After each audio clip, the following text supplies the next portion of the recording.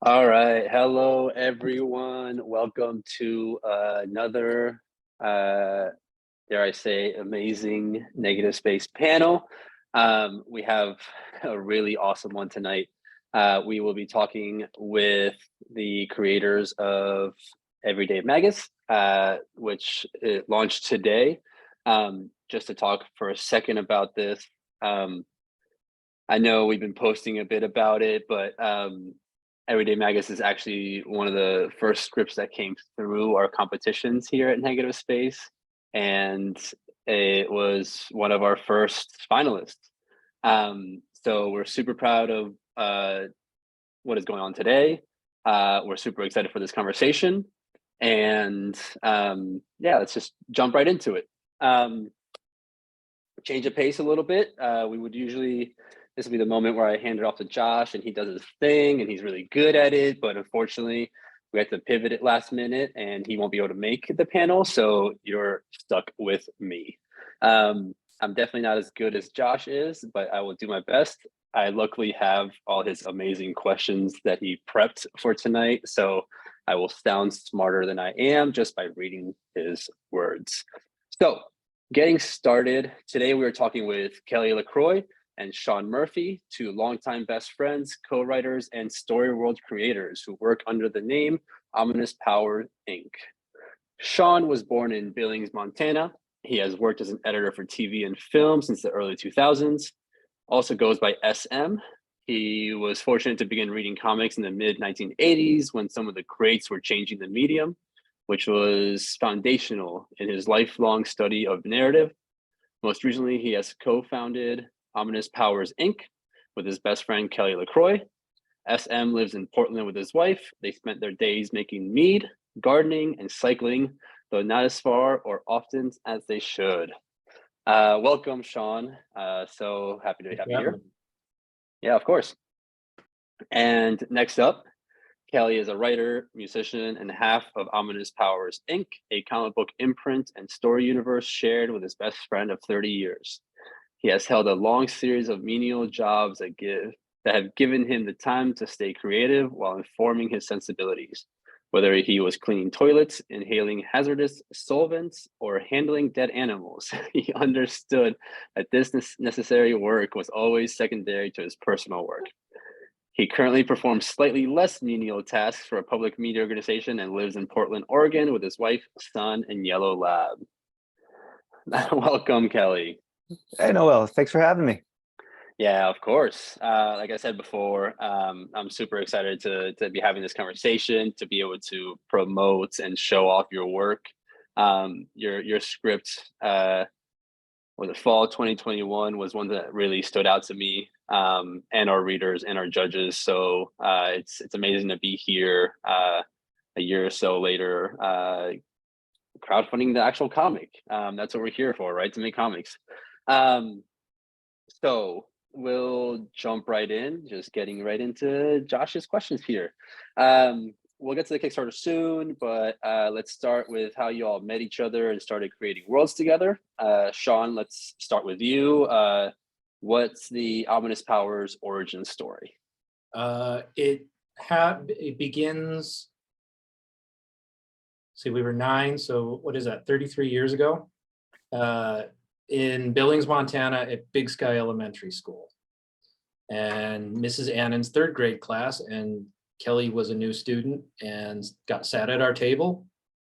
And then I was like, after school, I was like, hey, let's hang out because you're the new guy. We should be friends. And then that was it. Like everything else has been like an entire lifetime of us loving comics and cartoons and laughing at really absurd jokes that only the two of us get. Is that how you remember it, Kelly? That's pretty close. For there to be a different story. Yeah, Sean made all that up. I don't know what he's talking about. In a Reno gas station, drunk.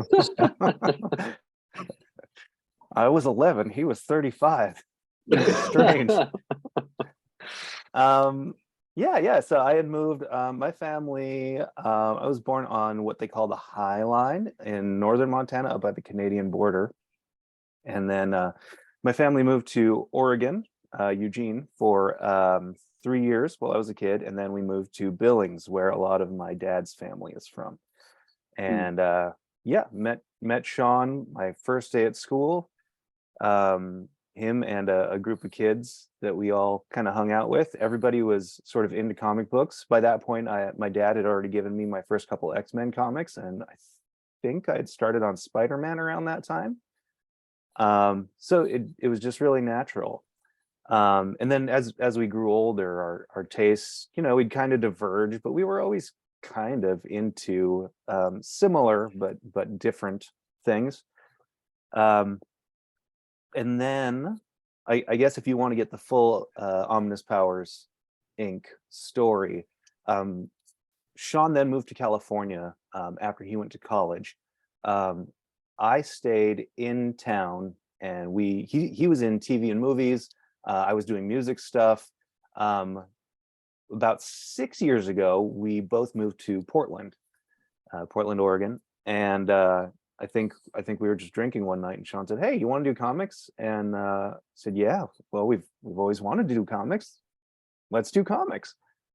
And yeah, since then we used to get together a little more often than we do now. Things are a little busier than they were 6 years ago. But I think we were getting together once a week and writing stuff. And we've come up with sort of an expansive universe now. And the Kickstarter that we just launched is the first comic in that universe. Amazing. Yeah, you actually hit some of the things I was going to ask next. So how many stories or worlds have you worked on together? We wrote a 12-issue series that we haven't done anything with yet. In fact, Everyday Magus came out of a discussion we had because we had developed the initial world of an as of yet unnamed series, 12 issues, and we're going, we should pitch this, and then we go, wait, we've never done that. We haven't actually even finished a comic other than just writing them. So Kelly said, we should build a body of work. Let's spin a thing off and try and just get one issue out and make that like the first building block. And from that, so we decided we take a minor character from our main series and give them their own title, and which is how we expanded the universe even more significantly. We got to a point in the process of developing Everyday Magus where we realized that we could host any genre. Because of the wacky sort of like meta of the story universe, we can do whatever, and it all talks to each other. So it got really exciting. We just every time we write something, like when we did the Wolfminder for the anthology, that was out of a very small part of our universe, answering some fundamental questions about some of the mechanics that go on. And so if you're not familiar with that, it's its own story, but you may not necessarily track all of that until you've read this other stuff. Yeah, we should dip into that really quick. So, Yeah. So what Sean's referring to is Negative Space, which Noel is one of the heads of. Negative Space is putting out an anthology. It's been funded, and printing is coming up on that, I believe, soon. We have a story included in the anthology that is also within our universe.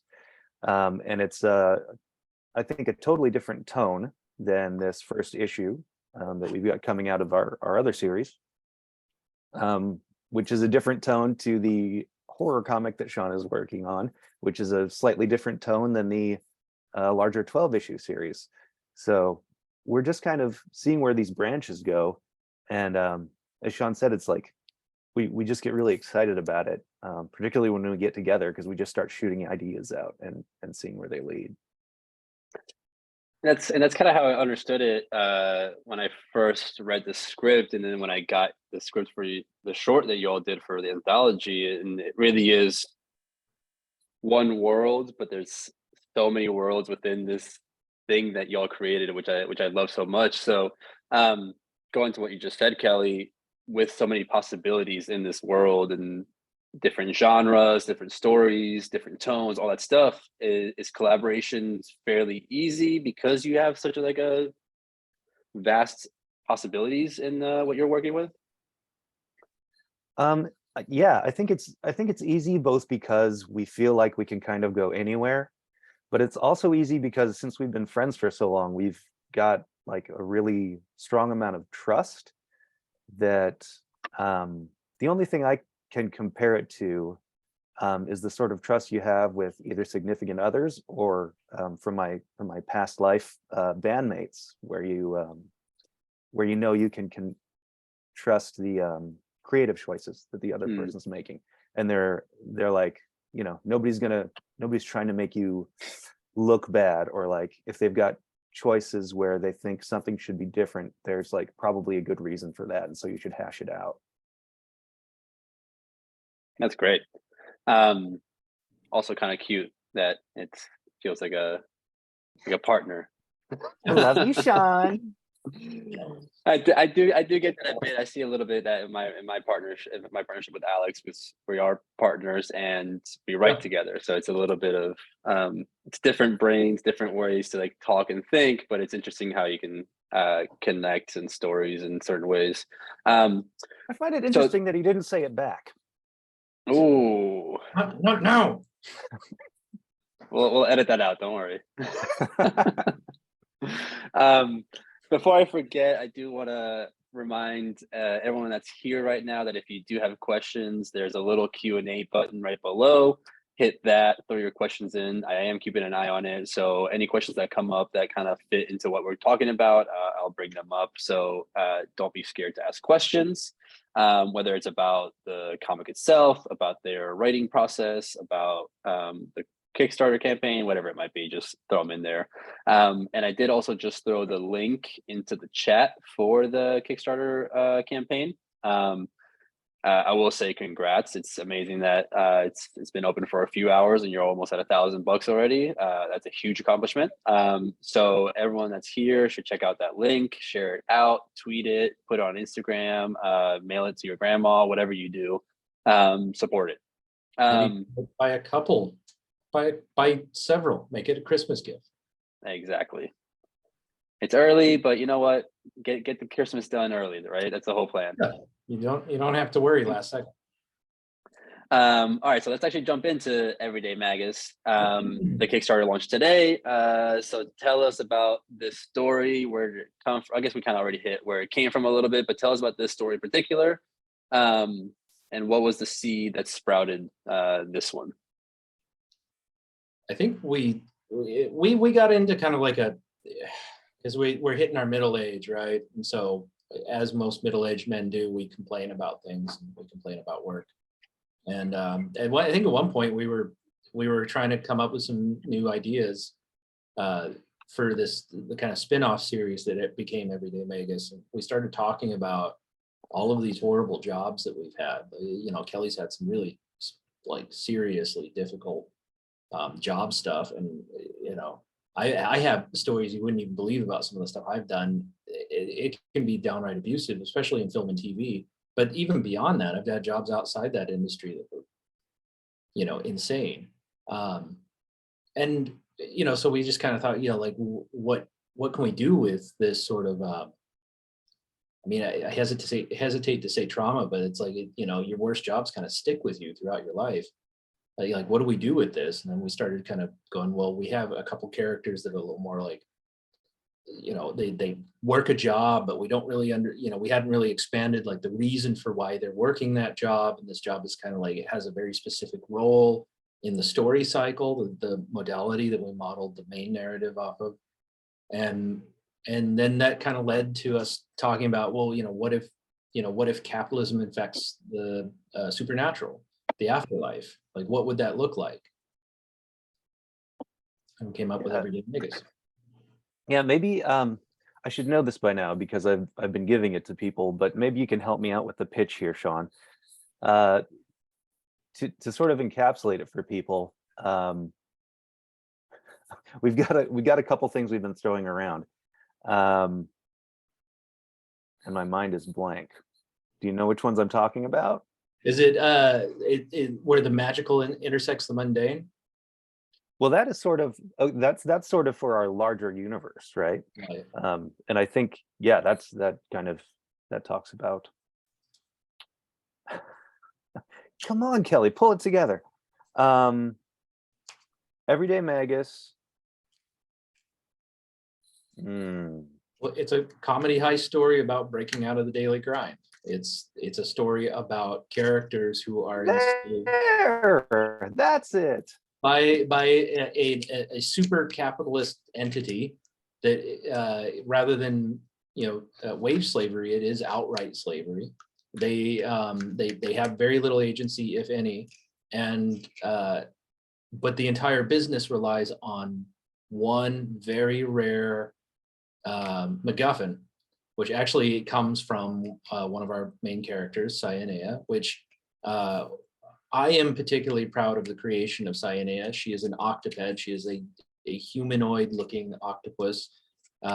Kelly was instrumental in this because we were originally talking about a Cthulhu-type character who looks like a biker doing the tattoo in the beginning of the story, and then we started talking about like what about this character brought them to do that. We started kind of working on a biography, and then we ended up saying, well, we need to change this up, and we started thinking about her as like a very different character with her own world and background, and then that completely rewrote the script. I'm spinning now. Someone save me. No, I actually like where you're going, because like I think one of my next questions was actually going to be like kind of what was each of your roles in the creation process. You're talking a little bit about Kelly bringing up or creating this character, or having input in this character coming into life. So, what were your roles? Each of your roles within the comic being produced? Yeah, well, or the story or the writing. Sure. Yeah, the way that we've sort of been explaining this to people is Sean is sort of a generative engine. He's one of those writers who, if you give him some sort of plot problem, he's going to come up with 5 to 10 different solutions about how we can get around that, how we can work through it. And I am someone who is more concerned with like themes, and I try to be concerned with continuity. So that's kind of how things work themselves out. If I can go back though to Sean's explanation, if we want to give people a good overview of what the story's about, but the larger view is the concept that once you die, you are immediately put to work by this hyper-capitalist corporate entity that like exists in the afterlife. So basically, hell is you have to keep working. You have to keep doing all the stuff in this life that you absolutely hated. The zoom in on that is our main character. His name is Chalk. He was a man who died in the 1800s, came into the afterlife, was put in through, what are we calling that? Like conscription, basically, where this entity that Sean was talking about, Cyanea, she's an octopus woman, basically a squid woman, and so she's got magical ink that she tattoos people with. That tattoo it's a magical sigil that binds them into their work. So it's a sigil of slavery, and they have to keep working. Her and Chalk share a moment where they realize that they've both had this severe traumatic loss in their lives, and they bond over it. Chalk realizes he needs to get her out. He also wants to escape himself. And then our two, that's where our two antagonists come in. The minor antagonist is his coworker, who is a sort of a goat man, satyr-like being who was born in a toxic frat. So he's a bro dude, total asshole, just like everybody's worked with a guy like this and they absolutely hate this guy. Just a very selfish, thoughtless person. He's constantly screwing everything up for everybody else. And then the larger antagonist is a middle manager who is a former Mayan demigod. And the mechanic we've used to explain this is that once demigods no longer have belief to sort of sustain them, they are forced to also go under conscription to these afterlife corporations. And Chalk has a review coming up, and it doesn't look good for him. After 5 job reassignments, they nullify you. Basically, they put you under a spell that like completely takes away all your personality. The reason they don't do that right away is because it's a very costly sort of magic to use. So is that a good enough setup, Sean? Do you think that? Yeah. We've been calling them voids, entities that OPI creates to be perfectly subservient, obedient creatures. And you screw up enough times, that's your punishment. It's not used frequently because we invented the idea of a magical economy, which is part of the sort of like false scarcity of big corporations, especially a corporation that we've kind of modeled OPI after, which is what we call the in-world big bad, is Ominous Powers Inc. Instead of INK, it's INC. But they take over pieces of other business. So if you're Doctor Strange and you're trying to test something and you keep killing, you know, your lab assistants or whatever through this magic, well, use a dead guy and he won't die.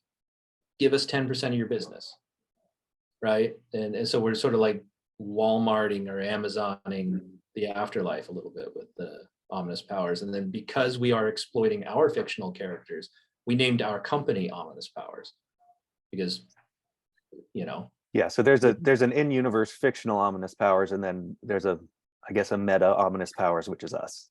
Yeah. But you're controlling everything anyway, so you kind of are the end comic one as well. Yeah. We are the Dark Lords. Yeah. So I'd love to know a bit about, I love getting into why creators gravitate towards a certain story. So why was this one the one that you worked on and you got all the way to a finish line as a comic, some of the other ones within this world? Was it the characters, the setting, the themes? I think it was mostly character and theme, but maybe more theme. Am I right, Sean? Because we were pitching different ideas to each other about which characters we wanted to focus on. I think that part of it too is that we really, in our main series, Chalk is the Daedalus character, the Merlin character, like an element of neutrality that's just there so that the hero has their touch point to the supernatural, and now they can go and like take on the mantle of the hero, which is really all those characters do. But we really thought it'd be kind of fun. What do we take that guy and really kind of twist his neutrality a little bit, or like recontextualize his neutrality, because there's this framework put upon him that keeps him from having any true agency. You know, like what if Merlin is shackled and is basically selling potions in a forest and just hoping that King Arthur comes by so that maybe he can bring down the big bad. And along the creative processes where, excuse me, on that subject, was it seamless? Did y'all disagree on parts of the story? And if you did, how did you kind of get over or decide one way or the other when you were disagreeing or in a split decision about something in the story? It's never really that hard. I mean, usually what we do is we'll come up with a few alternatives and decide which way we want to go. I'm the type of person who will jump first and then look later. So, you know, I'm just I have to swim in something's guts to really understand it. Kelly, on the other hand, is much more like focused on structure and figuring out where he wants to go. So that kind of balances it out. I'll start jumping into stuff, and then Kelly's going to pick those ideas apart. And then we take the little pieces that might work and start to expand on it. I mean, in a general sense, that'll work. Or he'll throw ideas at me, and I'll go, well, you know, structurally, I don't think that works, but that could work in a different way if we, you know, change the point of view. Or we tend to just kind of throw stuff around until we come to something that we're both excited about. All right, so switching gears a little bit away from the story and now towards the Kickstarter or the crowdfunding in some way. I'm actually curious about what sort of steps you had taken to get the story out in the world. Had you put together a pitch packet, Did you market it different ways, or what? Basically, like what other paths had you considered before you went the Kickstarter route? We developed a couple pitch patches. We developed a couple pitch packages and showed them to a couple of people.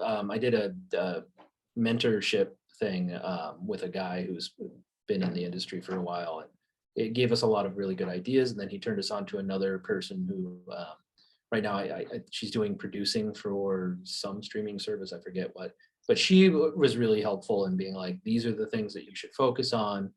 And then she goes, have you considered self-publishing? I was like, well, yeah, I mean, I think that's probably where we're going to go, but we want to explore our options. And she goes, I think that's the best thing starting out is start looking at self-publishing. So then we just decided, okay, let's figure out the things we need to know so that we can at least get it done. And then hopefully learn something along the way. The magic was in us all along.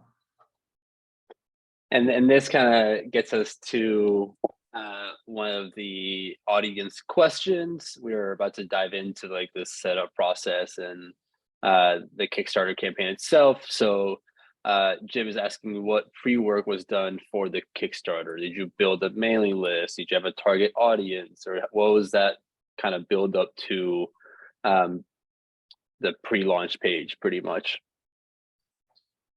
Oh boy. Well, we have spent like since before we entered the contest, we've been trying to build like a network of people online through Instagram and Twitter mainly, a little bit on Facebook, to try and build like network with other creatives, other creators, and people who participate in the audience. It's slow going, and we kind of got to a point where we decided, let's just pull the trigger, hope that we can make our funding. If we do, great. If we don't, we'll just turn around and we'll try and learn what we didn't do right, and then we'll try to reapply it. But we didn't build a mailing list because we haven't done this, especially at this scale. We haven't done this, and you don't really have that mailing list until you've done it.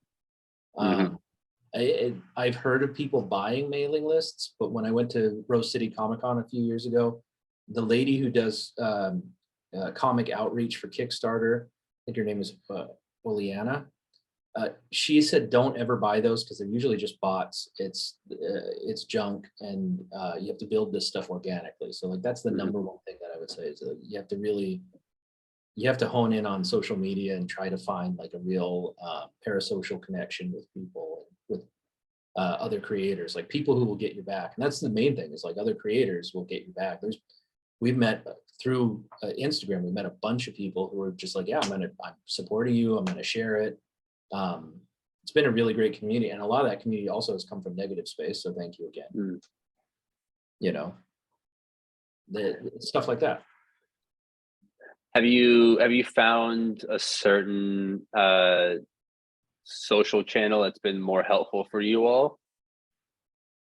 Whether it's Instagram, whether it's Twitter, or which one have you seen the most, I guess, growth? Or because like growth can be measured in different ways, right? Is it like engagement in numbers, or is it actually community building? Like which one do you think has been the most beneficial for you all? Because I know it's different for everyone.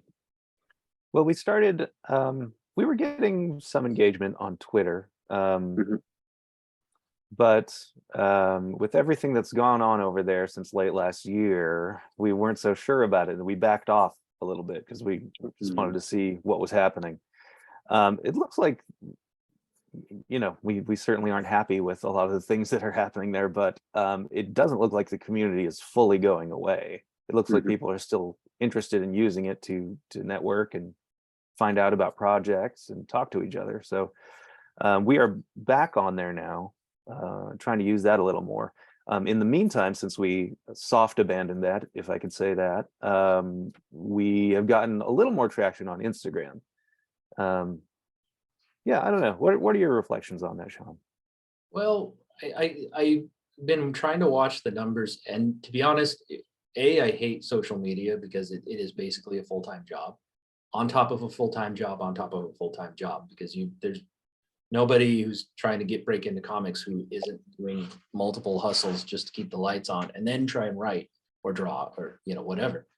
But I've tuned into the metrics on Facebook, on Instagram, on Twitter.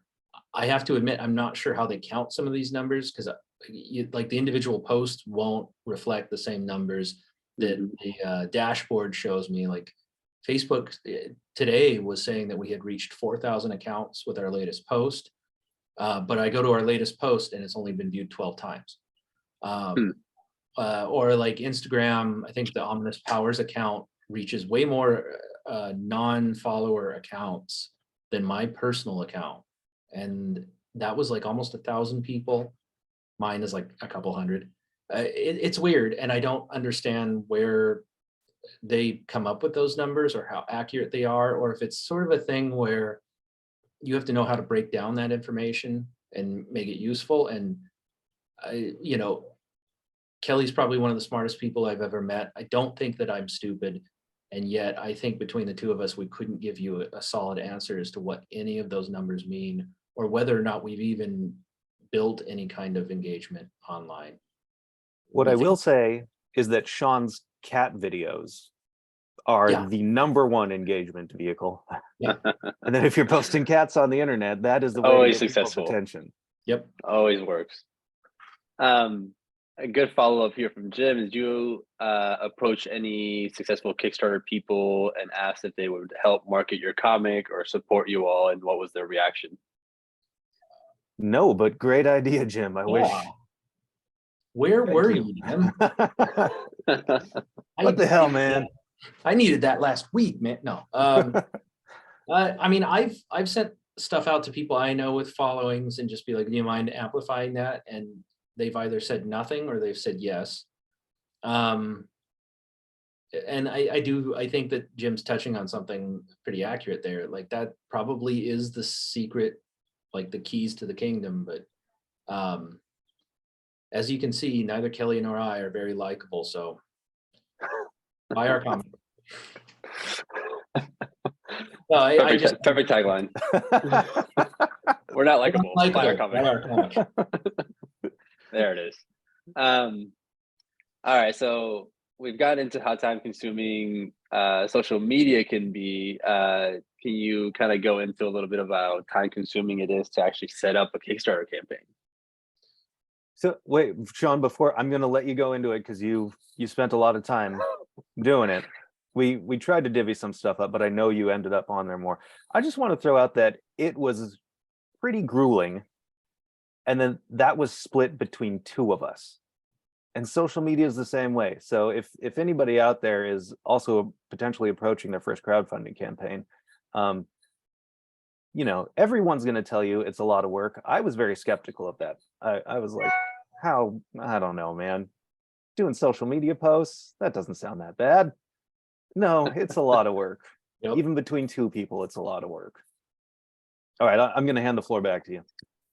So I basically worked through my entire vacation, and like, because my wife's family lives in the Philippines, we frequently go there to visit. They were like, come on, we're gonna go do this thing. I'm like, I absolutely freaking can't, because I have to finish rotoscoping this video. We ended up having to hire our friend Ethel to help me finish it, because the laptop I brought wasn't powerful enough to finish the roto job. It kept rotoscoping the thing, because we put a background in our campaign video.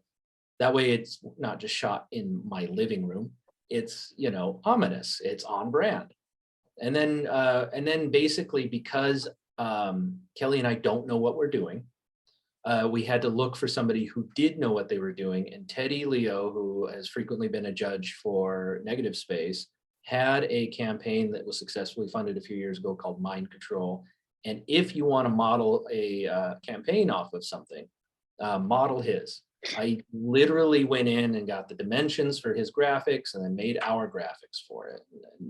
And then looked at the structure of how he laid out his campaign and tried to mimic it within what we had already developed for a synopsis and a summary, biographies for all the creative team, all of that stuff. And then my friend Ethel, because she's amazing, gave us back the video and did some extra motion graphics work.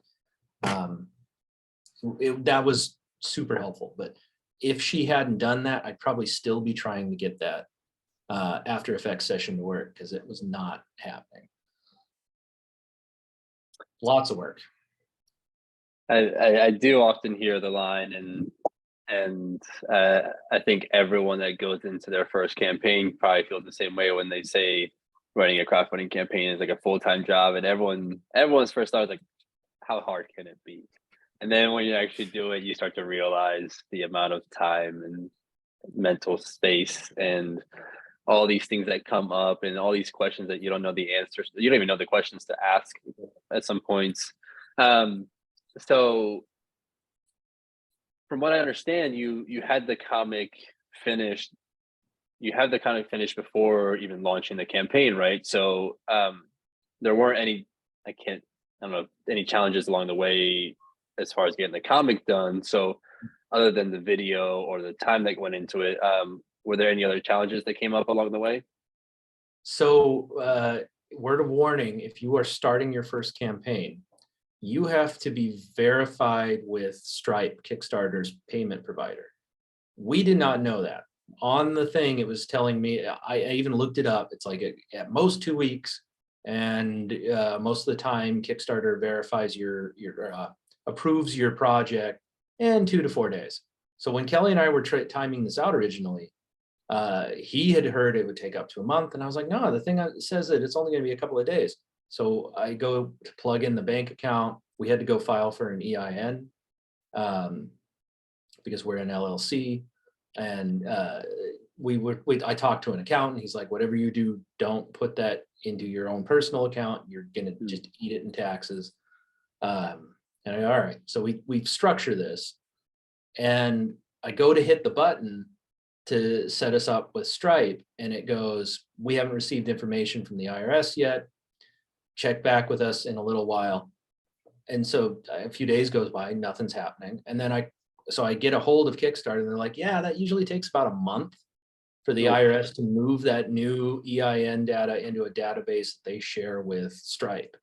So you're looking at a month, maybe 6 weeks. And I think all in all, it took 3.5 weeks to actually get validated with their payment provider. So you want to have your project built, and you want to have it start the verification process with all your tax ID info and your bank account info. You want to start that process probably 2 months before you were going to launch, which is not something that I've heard anybody say before, but I would strongly encourage people to do that, because that was potentially going to screw us. Yeah, it's not one I've heard before. We pushed back our opening date a full month just to make sure we were going to have that info there. Yeah.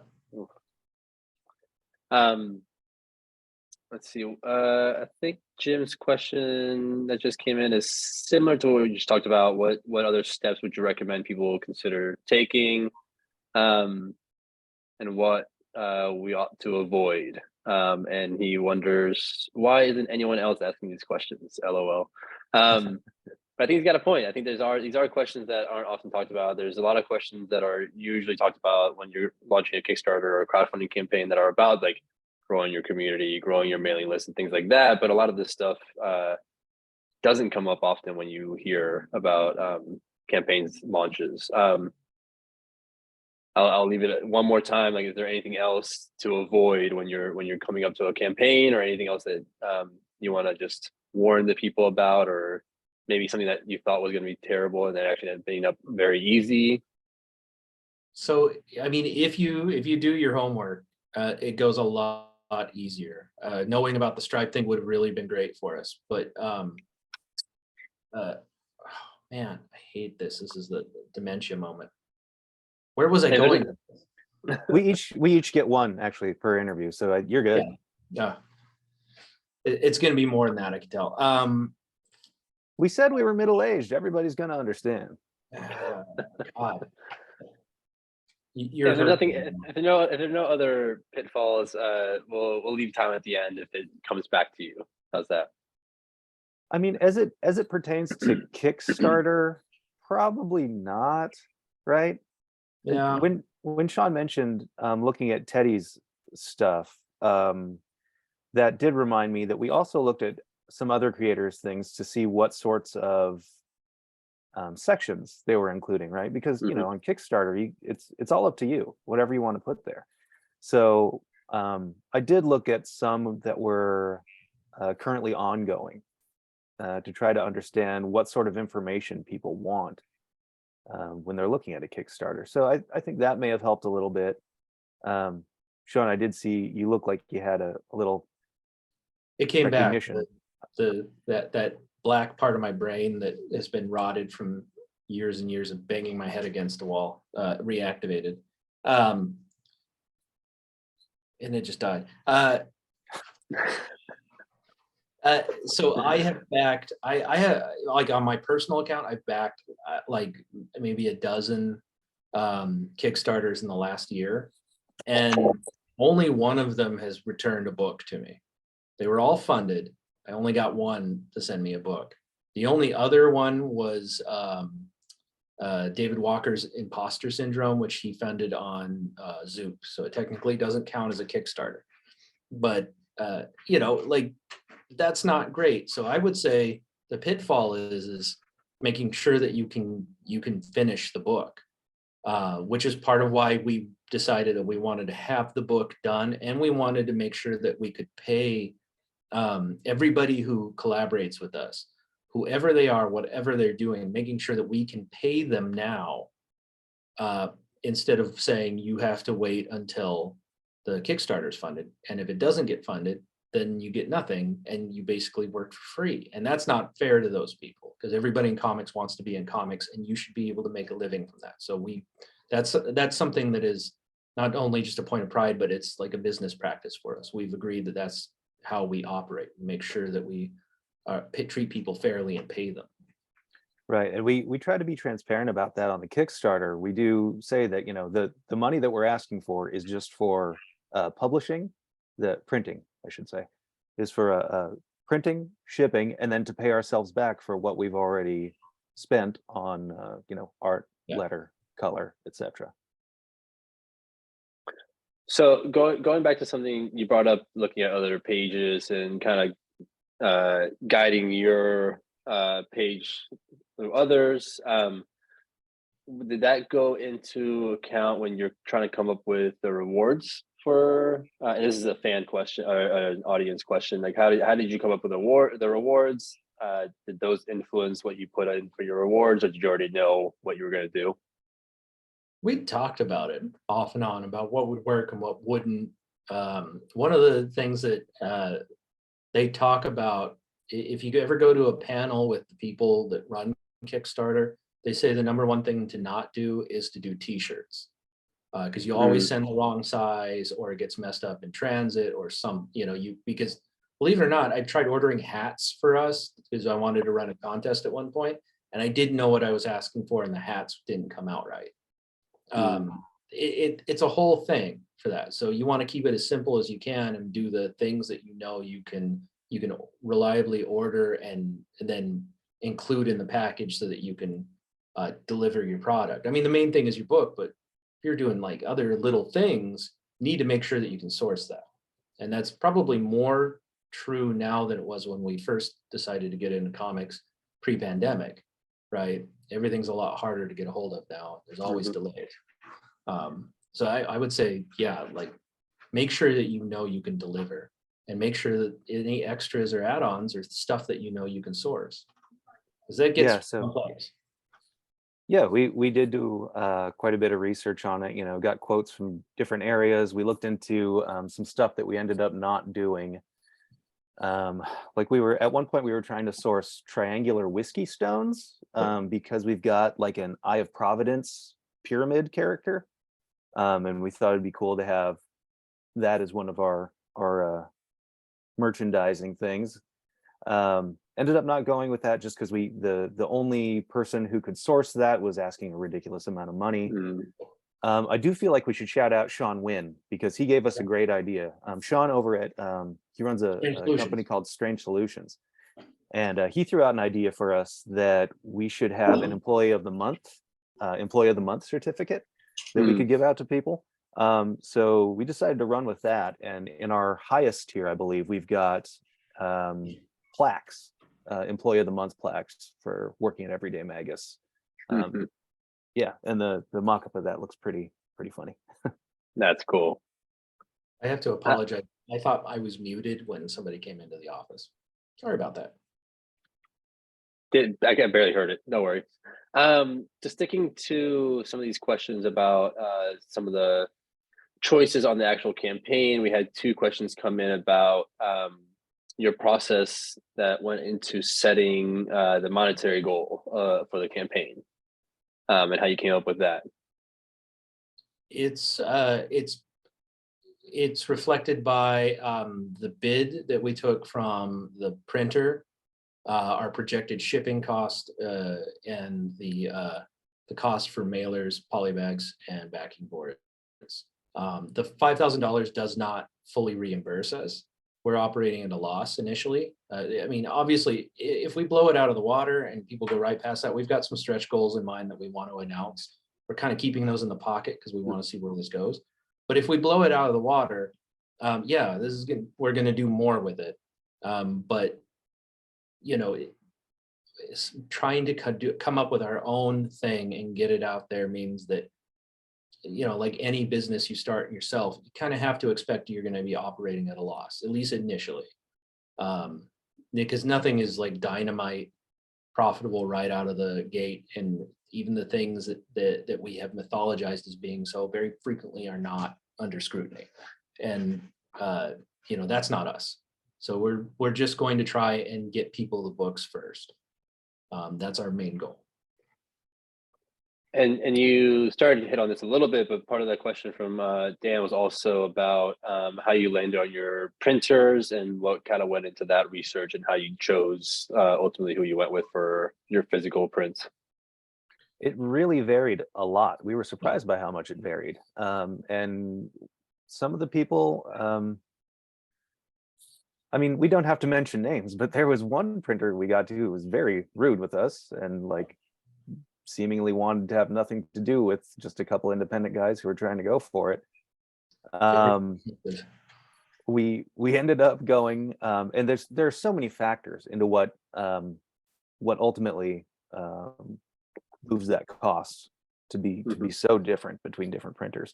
But we ultimately went to with one that was fairly affordable, that was in our local area, so we could feel good about supporting this smaller local business. And we know they do good stuff because we've seen some of their things, and we've had people recommend them who we've worked with now too. Did that answer the question? Was there more to that? Some of it was word of mouth. It was, you know, you can't swing a dead cat without hitting a comics person in Portland. And so we're really lucky that we can walk into a comic book shop and run into people that, you know, are fairly well known, big people. And you go like, what do you do when you want to print something? And they go, well, here's the 5 places I like in town. And you just start hunting them up and comparing prices. Yeah, and so for like from an advice standpoint, if you're someone out there who's looking to do this, I would say just contact as many printers as you can. Yeah. If you don't know who these printers are, then just start asking as many comics people as you can, because we found that most comics people are super supportive and super helpful with all this stuff. There's not a lot of hoarding of information. Yeah, and the gatekeeping really isn't there either. Comics is wide open. We showed up in Portland and said we want to do comics, and instead of, you know, people talking about paying your dues or you know, jumping hoops, it was just like, yeah, come on in, gates open, you guys get to be in the community too. So yeah, ask whoever. Everybody loves to talk shop. Everybody, even people who are very successful, like to talk shop. And if you really want to know, we are going with brown printing here in Portland. Nice. I hope you're getting a discount for that. Shout out. let them know. They got a free ad in our podcast. I've discovered my plan. So going back to like some of the research stuff y'all have been doing, did y'all consider other crowdfunding platforms like Zoop or Crowdfunder, or was Kickstarter always your choice? Kickstarter primarily because it already has the audience. kind of built in. I think Zoop makes sense for like people with more of a following. Like Negative Space Comics was able to fund. David F. Walker was able to fund. Like, you know, David F. Walker is a multi-Eisner Award winner.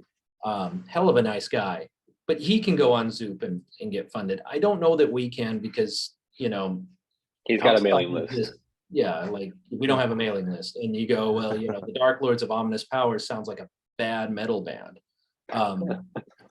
You know, so yeah, like if you're just building it, you want to go to the most visible platform possible. And, you know, when we decided it at the time, Kickstarter was it. I don't know how Backer Kit's going right now. I haven't heard anything, but I'm very curious about it. Let's see, I'm trying to read ahead. There's a few questions from Josh that I don't know if I'll be able to get to.